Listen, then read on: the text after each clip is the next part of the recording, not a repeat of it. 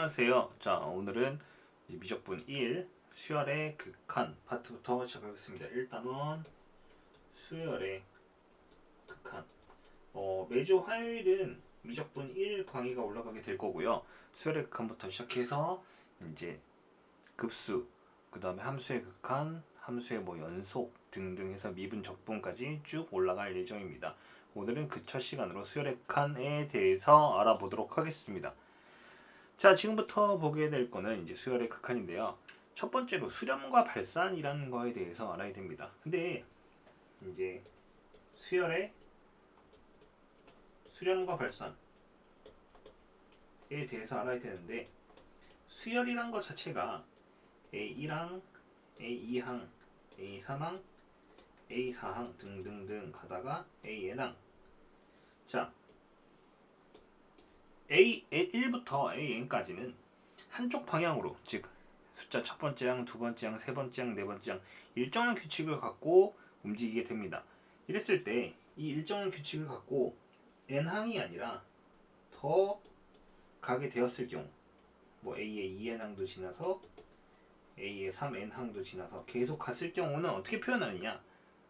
우리는 이거를 리미트라는 표현을 써서 씁니다. 리미트 n이 무한대로 갈 때, 항이 무한대로 늘어났을 때 an 이라고 얘기를 하고요. en은 n번째 항이라는 의미인데 그게 무한대로 갔대요. 무한번째 항. 무한대라는 건 엄청 큰 수를 의미하게 됩니다. 이렇게 얘기를 하게 되고요. 이때 이게 어떤 특정한 값, 근사값인데요.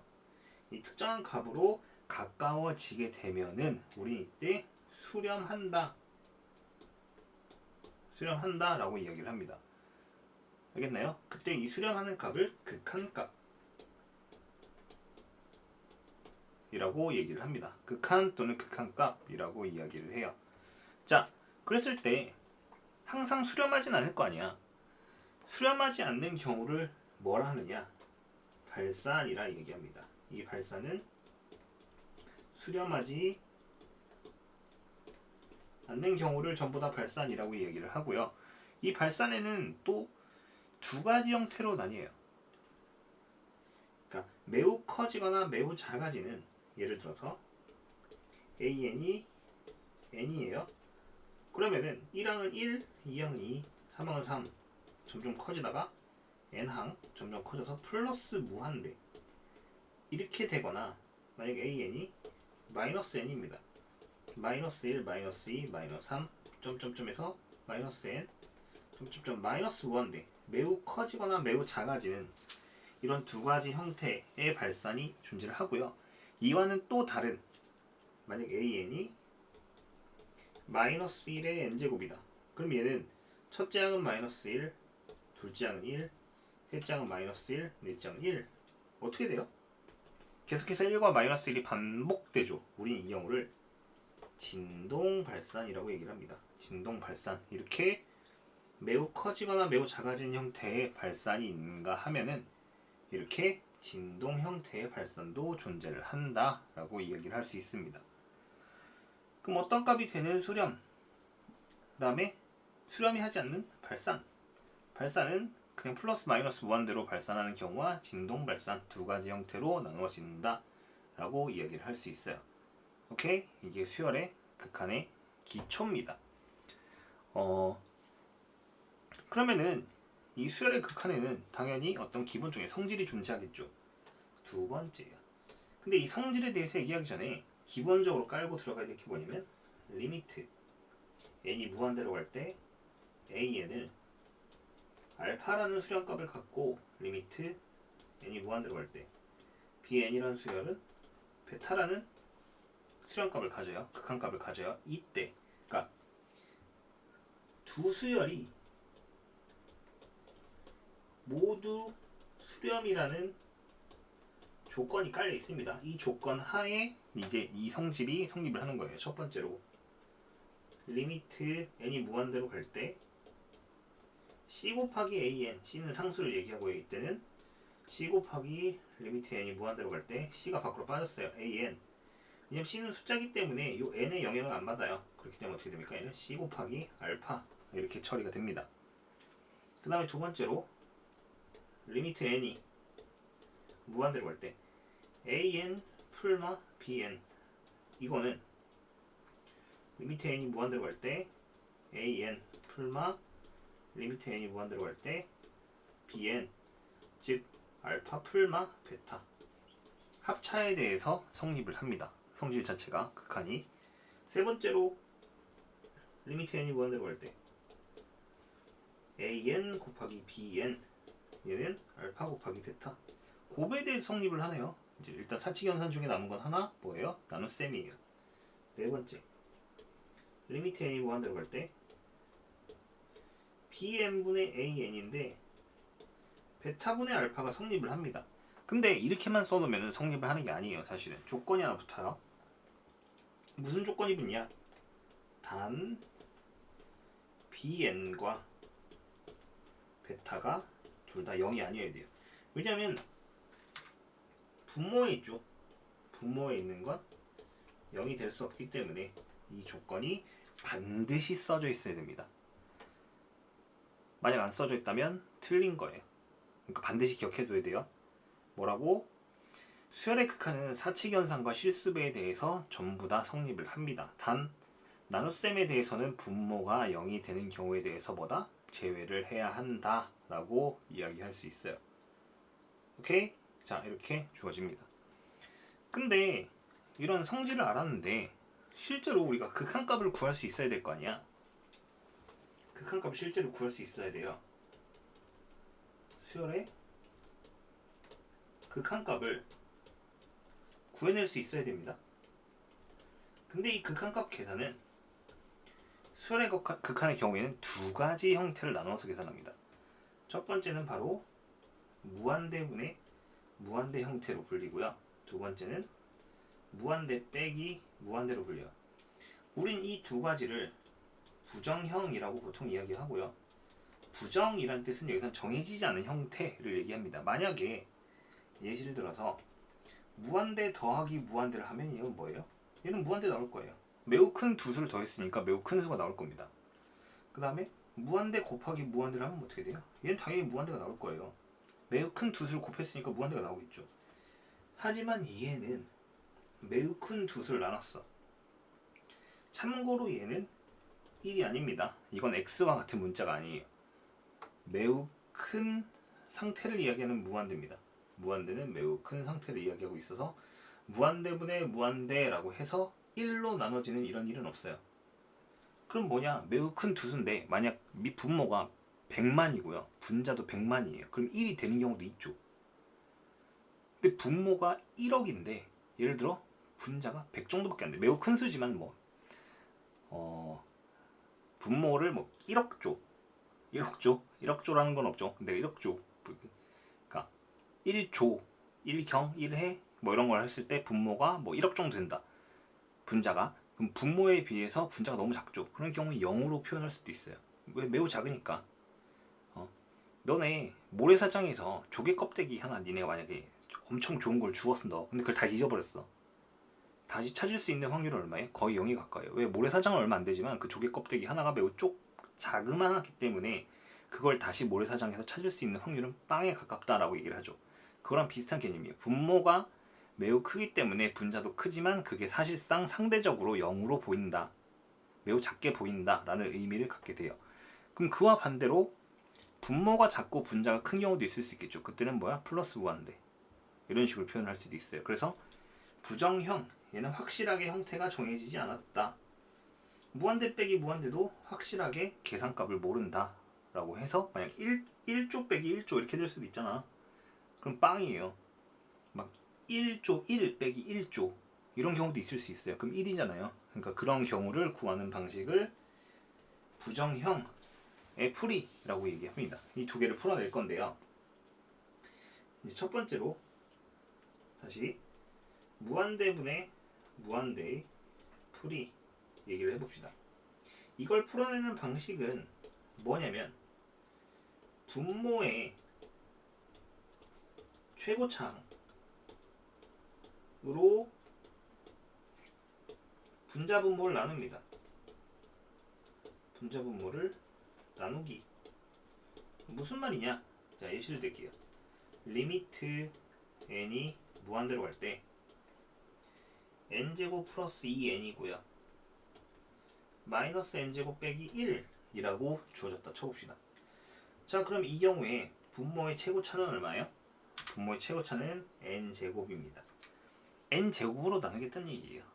그럼 위아래를 분모의 제곱 n제곱으로 나누게 되면 무한대로 갈 때 1 빼기 n분의 2 마이너스 1 빼기 n제곱분의 1인데 이때 요거와 요거는 자 무한대분의 1입니다. 무한대분의 1은 아까 얘기했듯이 매우 큰 수 중에 한 개, 그 모래사장 속에서 매우 작은 뭐 조개 껍데기 하나 찾기 빵에 가깝다고 봐요. 그래서 얘는 0, 얘도 0으로 봐서 정답은 마이너스 1 이렇게 보는 게 바로 이 무한대분의 무한대 풀입니다. 근데 분모의 최고차항으로 분자 분모를 나누기 라는 것도 있고요. 만약 지수 형태, 즉 등비수열 형태로 됐을 경우에는 분모 중 이제 밑이 가장 큰 수로 나누게 됩니다. 뭐 다시 예시를 한번 들어보면은 리미트 n이 무한대로 갈 때 5의 n제곱 더하기 4의 n제곱 분의 5의 n제곱 빼기 3의 n제곱이다. 그럼 밑은 이 중에 분모에서 5랑 4 두 개인데 5가 더 크죠. 위아래를 5의 n제곱으로 나누겠다는 소리입니다. 1 더하기 5분의 4의 n제곱 1 빼기 5분의 3의 n제곱. 이건 뭐 등비수열의 극한에서 다시 한번 얘기를 할 건데 5분의 4를 계속 곱하게 되면 0에 가까워져요. 얘도 0에 가까워집니다. 그럼 정답은 얼마? 1 이렇게 구하게 되는 거예요. 이게 기본적인 무한대분의 무한대꼴의 풀입니다. 분모의 최고차항으로 분자 분모를 나누기. 그 다음에 뭐 지수가 등비수열 형태면은 분모 중에 밑이 가장 큰 수로 위아래를 나눈다 이렇게 표현을 하게 되고요. 조금 더 자세히 보게 되면은 자 형태를 나누게 됩니다. 첫 번째로 분모가 분자보다 차수가 큰 경우가 있어요. 예시를 들어보면 리미트 n이 무한대로 갈 때 n제곱 플러스 2n n 플러스 1 분모가 차수가 더 큽니다. n제곱이 분모의 차수예요. 위아래를 나누게 되면 리미트 n이 무한대로 갈 때 1 더하기 n분의 2분의 n분의 1 더하기 n제곱분의 1입니다. 0, 0, 0으로 갈 거고요. 얘는 뭐예요? 0으로 갑니다. 분모가 분자보다 큰 경우엔 0으로 수렴합니다. 두 번째로 분자와 분모가 동일해요. 분자와 분모의 차수가 동일하다. 방금 전에 봤었죠? 리미트 n이 무한대로 갈 때 n제곱 플러스 2n분의 뭐 n제곱 빼기 1 얘는 뭐였어요? 1이었습니다. 왜? n제곱 요 n제곱 앞에 붙은 개수비 라고 따지면 돼요. 이거는 이 경우는 최고차항 분자 분모의 최고차항의 개수비입니다. 이제 분모 붙은 것분에 분자 붙은 거 얘는 1분의 1이라서 답은 1 이렇게 주어진 거고요. 이렇게 쓰면 안 되는데 이렇게 쓰고요. 그 다음에 세 번째는 이제 분자가 더 큰 경우 이렇게 주어질 거예요. 리미트 n이 무한대로 갈 때 밑에는 분모는 똑같이 n제곱 플러스 2n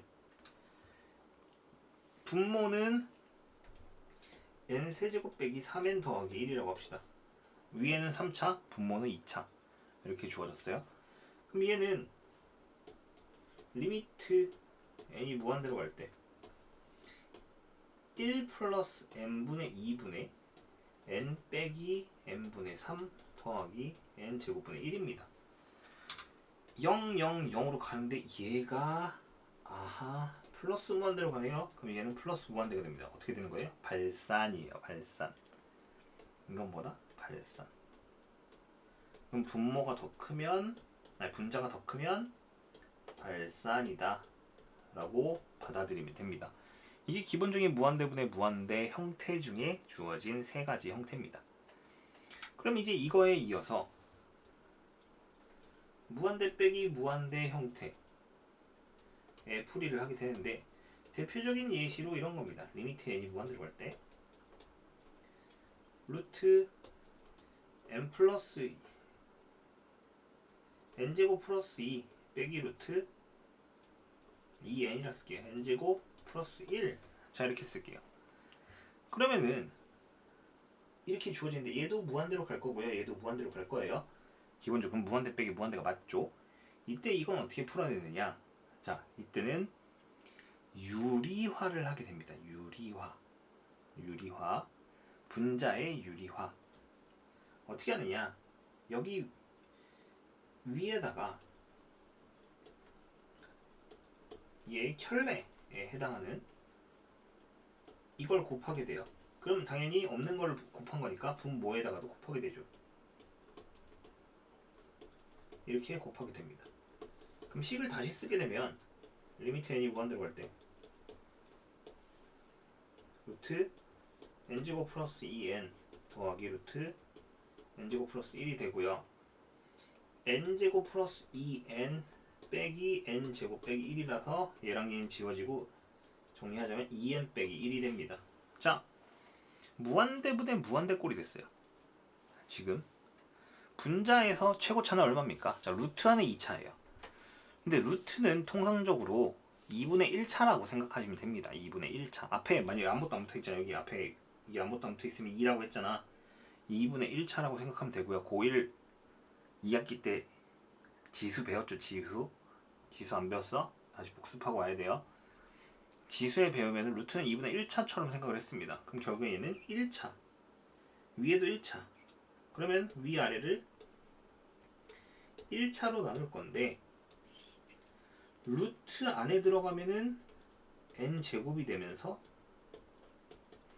이렇게 처리가 될 겁니다. 여기를 이제 n 하고 나눌 건데 이렇게 n 하고 나눌 건데 얘가 이 루트가 이렇게 같이 씌워지면서 제곱으로 바뀌어서 이렇게 처리가 된 거예요. 위에는 2 빼기 n분의 1이네요. 그럼 이가 0, 0, 0으로 가면은 결국에는 1 더하기 1분의 2. 답은 1. 이렇게 풀어내는 게 무한대 빼기 무한대 형태의 풀이 방식입니다. 이제 분자의 유리화 혹은 분모의 유리화를 해서 푸는 경우도 존재는 합니다. 알겠죠? 그런 경우에는 이렇게 풀면 되는 거예요. 알겠나요? 알겠습니까?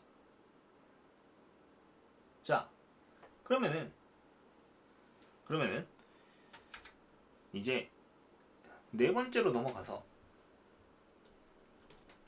극한의 대소관계에 대해서 알아보도록 하겠습니다. 자, 극한의 대소관계는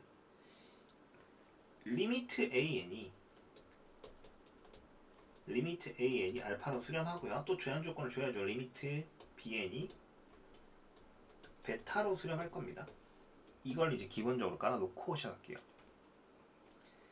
첫 번째로 an보다 bn이 크거나 같으면 리미트 an 리미트 bn 자, 부동호 있기 때문에 베타가 알파보다 크거나 같다. 이 조건이 붙게 됩니다. 당연한 거죠. an 자체가 bn보다 작거나 같은데 그럼 극한값 자체도 성립을 한다면 베타가 더 클 거예요. 혹은 같을 수까지는 있습니다.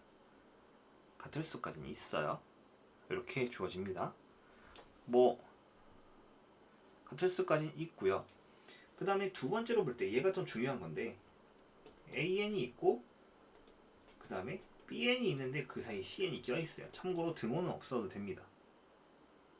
등호는 없어도 돼요. 뭐 있다고 할까요? 등호 있다고 할게요. 자, 이렇게 주어졌을 때 만약에 알파와 베타가 같다면 이 두 개가 같다면 그럼 이 사이에 끼인 얘는 뭐가 되느냐? 자, 리미트 an 리미트 cn이 될 거고요. n이 무한대로 생각할게요. 리미트 bn 이렇게 될 겁니다. 근데 만약 얘가 알파고 얘도 알파예요. 그럼 이 사이에 낀 얘도 뭐가 돼야 돼요? 알파가 돼야 돼요. 예시를 하나 들어보자면 이겁니다. 자, n분의 1보다 크고 cn이 n분의 2보다 작대요. 작거나 같다. 그럼 얘를 각각 무한대로 극한을 씌우게 되면 얘가 뭐로 가요? 리미트 n분의 1 리미트 cn 리미트 n분의 2 자, 근데 자연스럽게 얘는 0, 얘도 0으로 가죠. 그럼 얘 가운데 있는 얘도 뭐다? 0이다. 이거 CN인데 AN처럼 써졌네요. 이렇게 되는 겁니다. 가운데 끼인 값은 뭐다? 0이다. 이런 식으로 문제를 풀어낼 수 있습니다. 근데 이게 거기부터 참고라 써진 것을 보세요. 여기 단권화를 보고 있는 건데 참고라 써진 것을 보면은 AN이 BN보다 큰 경우, 등호가 없는 경우, 이때도 사실은 등호가 성립을 합니다. 이렇게 이때는 성립을 안 하지만 리미트를 취하게 되면 리미트 AN, 리미트 BN 해서 알파하고 베타가 같아지는 경우가 생겨요. 만약 AN이 1 빼기 n분의 1이고요. 1 더하기 n분의 1이고요. 극한을 보내면 둘 다 1 나와요. 그럼 같죠. 이런 일이 생기는 경우는 왜 그러냐면 극한값에 대한 본질적인 문제입니다. 무슨 말이냐? 자, 아까 리미트 n이 무한대로 갈 때 AN은 알파에 가까워진다라고 했습니다. 알파 값이 된다라고 안 했습니다. 알파 값에 가까워진다. 여기 점을 찍었어요. 근사값이라는 표시. 근사값. 근사값이란 게 뭔지 알죠? 매우 가까워졌다. 매우 가까워진 수. 극한값이 0이다. 그럼 0에 매우 가까워졌다. 0에 거의 비슷할 정도로 똑같다. 이겁니다. 예를 들어서 뭐 정우성이 있어요. 정우성과 매우 닮은 사람이 있습니다. 그지만 그 사람은 정우성이 아니에요. 맞죠? 만약에 여러분이 정우성과 진짜 엄청나게 닮았어. 그렇다고 여러분이 정우성인 건 아니잖아. 맞죠? 그럼 AN은 n이 무한대로 갔을 때 계속해서 이 알파란 값에 가까워지면 진짜 미친 듯이 닮았다. 하지만 그래도 정우성은 아니다. 그래서 얘도 알파에 무진장 가까워지지만 결국 알파는 아니다. 그렇기 때문에 수열 자체는 BN이 무작정 크지만 한없이 가까워지는 값은 둘 다 동일할 수는 있습니다. 만약 AN 같은 경우에 얘는 1에 가까워지는데 1보다 아주 조금 작은 수가 될 거예요. 1 빼기 무한대분의 1. 무한대분의 1은 아까 여러분한테 0이라고 했지만 사실상 있긴 있는 존재예요. 단 매우 작은 존재. 그럼 1에서 매우 작은 존재를 뺐으니까 1보다 조금 모자란 수. 1 플러스 n분의 1은 n분의 1도 0에 가깝긴 하지만 있는 숫자예요. 그럼 1에다가 아주 조금 수를 더했어요. 그럼 1보다 조금 큰 거겠죠. 그렇기 때문에 이 두 개가 이제 뭐 같다까지 표현이 가능한 겁니다. 원래는 등호가 없지만은 같은 값에 근사할 수는 있어요. 그렇기 때문에 등호가 없더라도 수열의 극한에서는 등호가 생길 수도 있다 라고 이야기할 수 있습니다. 무슨 말인지 알겠나요? 자, 이게 극한의 대소관계입니다. 대소관계는 수열에서는 등호가 없을 수 있지만 극한으로 넘어갔을 땐 등호가 생길 수도 있다. 그 이유는 왜? 근사값이기 때문에 라고 주어지는 겁니다. 하지만 극한값이 어느 정도 비슷해야지만 이게 등호가 생기는 거지. 아예 다른 수열인데 예를 들어서 A에는 2 빼기 n분의 1이고요. 뭐 B에는 3 더하기 n분의 1인데 이게 뭐 같다라고 할 수는 없는 거죠. 얘는 2로 갈 거고 얘는 3으로 갈 거니까. 이런 경우 빼고 매우 비슷한 이런 경우도 있기 때문에 등호가 생길 수도 있다. 하지만 수열이 저런 식으로 아예 다르게 주어지면 그때는 등호가 생기진 않습니다. 무슨 말인지 알겠죠? 자, 모르겠으면 댓글이나 아니면은 이제 카카오 플러스 친구에 이제 귤남 선생 검색을 하시면 거기에 뜰 겁니다. 거기에 친구 추가를 하시고 그 다음에 거기 채팅하기를 통해 질문하면은 답변을 해드리도록 하겠습니다. 잘 이해가 안 되는 분들은 그걸 통해서 질문을 해주시기 바래요. 그 등록한다고 저한테 뭐 돈 들어오거나 이런 거 아니니까 그냥 걱정 말고 등록을 하시면 됩니다. 자, 등록하시면은 거기에 뭐 질문 받는 일정이나 이런 것들도 나와 있으니까 그걸 잘 활용하시면 좋겠어요. 자, 5번째 개념으로 넘어갈 건데요. 5번째 개념, 등비 수열의 수렴과 발산입니다. 오호, 등비 수열의 수렴과 발산. 자, 근데 여기서 본질적인 문제에 대해 생각을 해봐야 됩니다. 여러분이 고1 때 배운 수열은 등차 수열, 등비 수열, 그 다음에 학교에서는 해줬을지 안 해줬을지 모르겠어요. 근데 학원에서는 대부분 조화 수열, 그 다음에 개차 수열, 군 수열 등등을 해줬을 겁니다. 개차 수열, 군 수열 뭐 이 정도를 해줬을 거예요. 근데 그 수열 중에 유일하게 등비 수열만 나왔어요. 아니 뭐 기초 수열만 나왔어요 라고 해도 등차 수열이 있는데 등차 수열 제일 먼저 배웠죠. 그걸 빼고 등비 수열만 나왔습니다. 그 이유는 뭐냐? 등차 수열의 특징은, 등차 수열은 얘는 극한을 보내면 반드시 발산합니다. 반드시 발산해요. 왜? 등차 수열의 일반항은 A에는 A 플러스 n-1d입니다. 일반항이에요. 근데 이 일반항을 분석해보는 것보다 얘를 분석하는 게 좀 더 좋습니다. 이게 뭐예요? 자, 위에 건 일반항이고요. 밑에 거는 점화식입니다. 등차 수열의 점화식. AN에다가 일정한 값을 더해야 다음 항이 됩니다. 혹은 얘가 마이너스면 일정한 항을 빼야 다음 항이 돼요. 맞죠? 계속해서 다음 항이 되기 위해서는 무언가를 더하거나 빼야 됩니다. 계속 똑같은 값이에요. D가 0이면 상관이 없겠지만 D가 막 1이기만 해도 1, 2, 3, 4, 5, 6, 7, 8, 9, 10 이렇게 숫자가 점점 커지죠. 바로 플러스 무한대나 공차가 마이너스라면 마이너스 무한대로 발산하게 됩니다. 그렇기 때문에 등차 수열은 빼고 등비 수열만 하게 되는 거예요. 등차 수열은 뺐어요. 그럼 등비 수열은 왜 수렴과 발산이 가능한가에 대해서 얘기해 봅시다.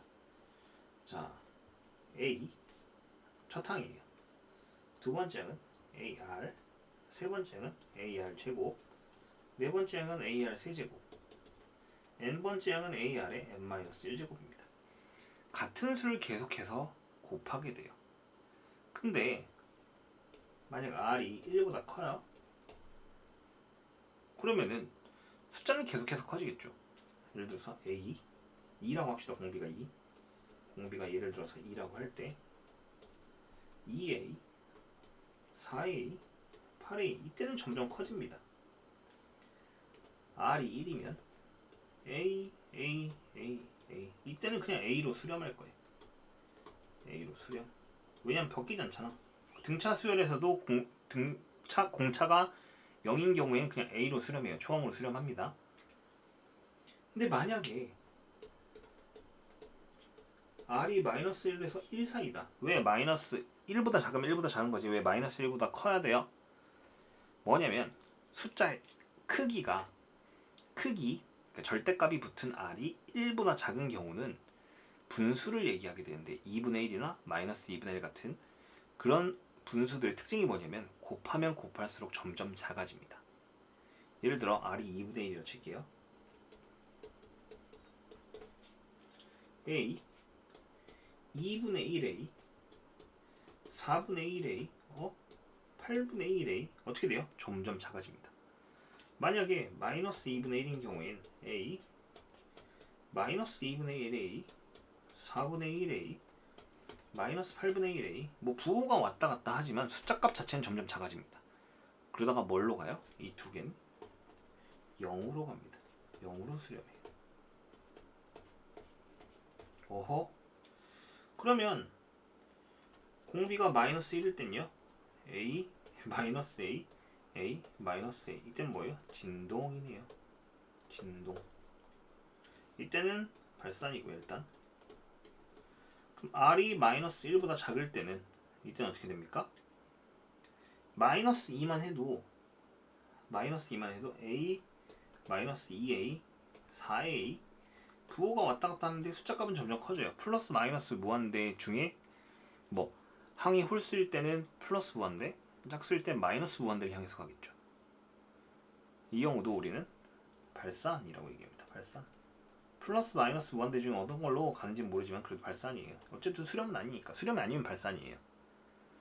그 중에 특별하게 플러스 무한대로 가는 경우, 마이너스 무한대로 가는 경우 진동이라고 얘기를 했는데 얘는 이렇게 물결치면서 점점 커지는 이런 경우를 얘기합니다.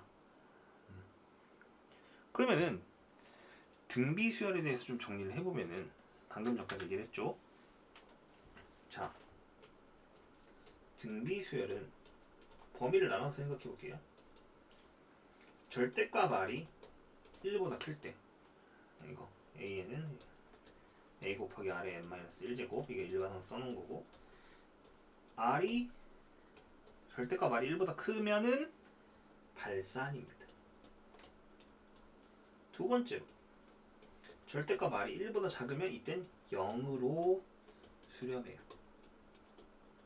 세 번째로 r이 1이면 a로 수렴.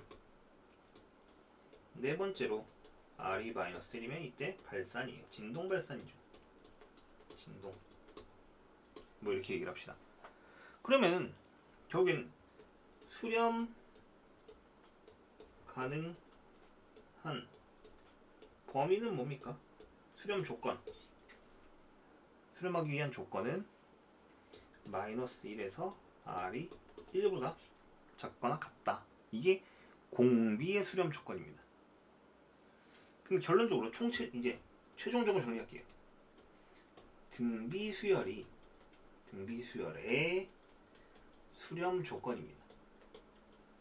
방금 전에 공비 -1에서 1보다 작거나 같다. 근데 이게 끝이 아니라 하나가 추가돼요. 뭐예요? 초항이 0이라면. 생각보다 많은 학생들이 빼먹습니다. 왜냐면 애초에 초항이 0이면 등비를 곱할 필요가 없어요. 그냥 0000000 0으로 수렴. 이렇게 되는 겁니다. 그렇기 때문에 뭐야? 초항이 0일 경우에 대해서 반드시 생각을 해야 됩니다. 예를 들어 문제를 풀자면 이런 거예요. 이제 an이 x 빼기 1 곱하기 x 빼기 2에 n-1제곱 이라고 주어져 있습니다. 그러면은 공비가 이거야. -1보다 크고 x 빼기 2가 1보다 작거나 같다. 2 더하면 1, x는 3. 이게 수렴 조건입니다. 공비의 수렴 조건. 근데 여기 이게 초항이죠. 이게 a입니다. 얘가 공비였고요. x 빼기 1도 0이 됩니다. 그러면은 등비 수열 자체가 그냥 00000 이렇게 될 거예요. 그럼 x는 얼마? 1. 얘와 얘를 합쳐요. 1보다 크거나 같고 x는 3보다 작거나 같다. 이 조건이 붙는 거예요. 이 조건. 그렇기 때문에 최종적인 답은 뭐야? 얘가 돼야 되는 겁니다. 근데 상당히 많은 학생들이 이것만 쓰고 틀리죠. 이것만 쓰고 틀립니다. 그렇기 때문에 매우 조심해야 하는 문제입니다. 이제 수렴과 발산을 줬을 때 공비만 갖고 조사하면 이거고요. 등비 수열의 수렴 조건을 완전하게 파악하는 건 얘입니다. 공비와 그다음 초항까지 같이 분석한 경우에 이 문제 같은 경우에 잘 기억하도록 하세요. 오케이? 알겠나요? 자, 그 다음에 마지막으로 6번인데요. R의 n제곱을 포함한 수열의 극한값이라고 나왔습니다. 이게 뭔 추상적인 표현이야? 뭔 추상적인 표현입니까? 옆에 예제가 주어졌어요. 이런 걸 얘기합니다. 예제. 리미트 n이 무한대로 갈 때 1 플러스 r의 n제곱분의 1 마이너스 r의 n제곱의 극한값을 구해보래요. 단 r이 양수일 때 이 조건 하에서 만 구해달라 이겁니다. 그러면은 평소 같으면은 이제 마이너스 1에서 1 사이 뭐 1보다 클 때 뭐 마이너스 1보다 작을 때 그 다음에 1일 때 마이너스 1일 때 되는데 조건이 갈려요. 첫 번째 0보다 크고 r이 1보다 작을 때, 두 번째 r이 1일 때, 세 번째 r이 1보다 클 때 이렇게 갈립니다. 기본적으로 r이 얘일 때 혹은 절대값 r이 1보다 작으면 리미트 r의 n제곱은 0을 향해 갑니다. 그러니까 얘는 리미트 n이 무한대로 갈 때 1 플러스 r의 n제곱분의 1 마이너스 r의 n제곱이야. 근데 얘하고 얘가 0으로 간다 이 얘기야. 그럼 정답은 얼마? 1이야. 이 범위에서는 극한값은 1입니다. 두 번째, R이 1이야. 그럼 얘는 뭐예요? 리미트 R의 n제곱은 그냥 1이야. 초항이 없으니까 여기선. 초항이 1이니까. 그럼 얘는 뭐가 되는 거예요? 리미트 n이 무한대로 갈 때 1 플러스 1, 1 빼기 1이 돼서 빵이 됩니다. 그냥 R 자리에 1 대입한 것 뿐이에요. R 자리에 1 대입한 것 뿐이고요. R이 1보다 클 때 얘는 리미트 R의 n제곱은 발산입니다. 플러스 무한대로 발산할 거예요. 얘는 마이너스가 없기 때문에 그냥 플러스 무한대로 발산. 그럼 얘가 졸지에 무한대분의 무한대가 돼요. 리미트 n이 무한대로 갈 때 1 더하기 R의 n제곱 1 빼기 R의 n제곱인데 얘하고 얘가 무한대로 가요. 그럼 아까 무한대분의 무한대 할 때 얘기를 했었습니다. 이런 경우에 어떻게 하라고? R의 n제곱은 나눠요. R의 n제곱은 1 더하기 1 R의 n제곱은 1 빼기 1. 얘하고 얘가 둘 다 0으로 날아갑니다. 왜냐면 이게 무한대로 갈 거니까. 분모들이 무한대로 가면 무한대분의 1, 정답은 마이너스 1 이렇게 되는 거예요. 그럼 범위에 따라서 극한값을 따로따로 구하게 된 거죠. 맞죠? 범위에 따라서 극한값 지금 따로따로 구한 상태입니다. 이렇게 주어질 거예요. 자, 수열의 극한은 여러분이 배웠던 수열에 기반하고 있습니다. 그렇기 때문에 수열에 대한 기초적인 성질을 일단 알아야 되고요. 그 다음에 무한대분의 무한대, 무한대 빼기 무한대라는 두 가지의 부정형, 그러니까 수열의 극한을 계산하는 형태, 그 두 가지에 대해서 여러분이 알고 풀어낼 수 있어야 돼요. 일단 기본적으로 대소관계 같은 경우에는 설명만으로는 좀 힘들었기 때문에 문제에서 추가적으로 설명을 할 거고요. 그 다음에 등비수열, 이게 중요한 건데 등비수열의 수렴과 발산 조건, 공비가 마이너스 1에서 1 사이인데 마이너스 1보다 크고 1보다 작거나 같다. 마이너스 1보다 크고 공비가 1보다 작거나 같다. 요거랑 초항이 빵이다. 요게 포인트입니다. 초항이 빵이다. 반드시 기억해야 되는 거고요. 그 다음에 뭐였어요? 이 R의 n제곱을 포함한 수열의 극한값. 이게 사실 응용 문제로 나오면 여러분한테 겁나 어려운 거예요. 여러분이 해결하기 좀 많이 힘들어요. 그렇기 때문에 이거는 실질적으로 많이 연습을 해보는 걸 권유합니다.